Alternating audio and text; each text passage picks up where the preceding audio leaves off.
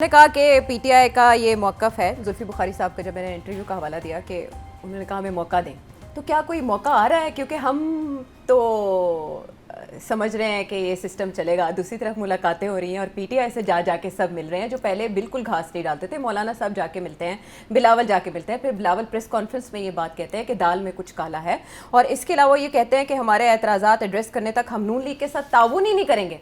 उसके बाद कानून साजी हो जाती है, बहरहाल ताउन के साथ हो जाती है जो दरकार थी नेशनल असेंबली और सेनेट में। तो सेठी साहब, एक मुत्तहदा अपोजिशन का ऐलान इसी अरसे में सिग्निफिकेंट नहीं है? सिग्निफिकेंट है, क्यों नहीं है। आई थिंक बहुत सियासी जमातों के अंदर पॉलिटिक्स चलती है ना, अपनी अहमियत बनाने के लिए, अपने सपोर्ट बेस बढ़ाने के लिए, तो वहाँ एक पावर स्ट्रगल चल रही है।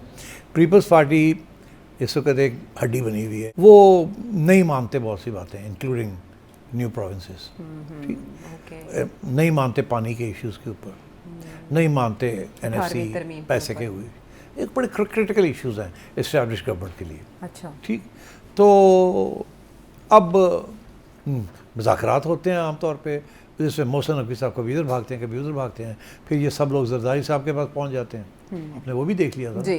हाँ, और फिर जरदारी साहब एक मौके पे मेरा ख्याल एक स्पीच भी दे देते हैं, ये वो वाला। सो आई थिंक इस वक्त इस्टेब्लिश गवर्नमेंट का पीपल्स पार्टी के साथ एक प्रॉब्लम बन गया। पीपल्स पार्टी तावन नहीं कर रही।